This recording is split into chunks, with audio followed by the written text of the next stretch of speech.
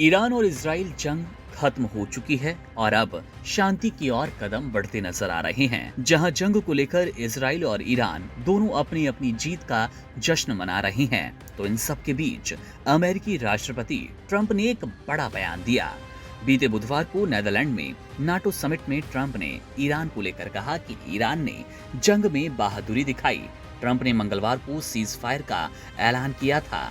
Trump ने Iran को लेकर कहा, ईरान ऑयल का व्यापार करता है, मैं चाहूं तो इसे रोक दूं। मैं ऐसा नहीं करना चाहता क्योंकि ईरान को जंग के बाद नुकसान से उबरने की जरूरत है। अगर चीन ईरान से ऑयल खरीदना चाहता है तो हमें कोई दिक्कत नहीं। हम चाहें तो खुद चीन को तेल बेच सकते हैं, लेकिन हम ऐसा नहीं चाहते। इससे पहले भी ट्रंप ने नाटो समिट में जाते हुए ईरान पर कहा था कि चीन अब ईरान से ऑयल खरीद सकता है, लेकिन उन्हें उम्मीद है कि चीन अमेरिका से भी ऑयल खरीदेगा।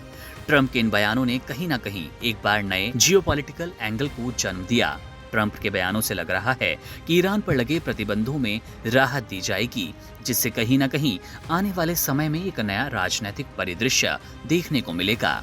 अपने इन बयानों से कहीं न कहीं ट्रंप ईरान अमेरिका के बीच न्यूक्लियर डील को लेकर लगातार जमीन मजबूत कर रहे हैं, क्योंकि अगर अमेरिका ईरान के बीच डील हो जाएगी तो कहीं न कहीं ये ट्रंप के कद को और बड़ा करने का काम करेगी। इन सब के अलावा ट्रंप ने ईरान पर अमेरिकी हमले को भी सही ठहराने की कोशिश की। ट्रंप ने समिट में कहा, अमेरिका द्वारा ईरान के 3 परमाणु स्थलों पर हमला करने से ये युद्ध समाप्त हो गया। मैं हिरोशिमा का उदाहरण नहीं देना चाहता, नागासाकी का भी नहीं, लेकिन ये ठीक उसी तरह है जैसे उन दोनों शहरों पर परमाणु हमले ने द्वितीय विश्व युद्ध खत्म कर दिया था। उसी तरह ईरान के 3 ठिकानों पर अमेरिकी हमले ने ईरान इजराइल जंग खत्म करवा दिया।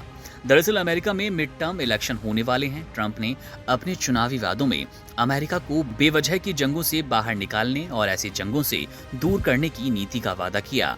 ट्रंप ने कहा, इससे अमेरिकी लोगों के टैक्स का दुरुपयोग होता है, जो कि अमेरिका के लोगों के लिए यूज हो सकता है। अब उनके समर्थक ईरान के साथ जंग में जाने को लेकर सवाल कर सकते हैं, जिसके चलते वो ऐसी बयानबाजी कहीं न कहीं अपने फैसले को सही ठहराने की जमीन तैयार कर रहे हैं। बहरहाल ईरान अमेरिका के बीच बातचीत फिर से शुरू होगी, लेकिन न केवल दुनिया के दूसरे मुल्कों बल्कि अमेरिका में भी ईरान प्रोग्राम को लेकर हुए नुकसान पर सवाल हो रहे हैं, क्योंकि ईरान का दावा है कि उसके प्रोग्राम को खास नुकसान नहीं हुआ।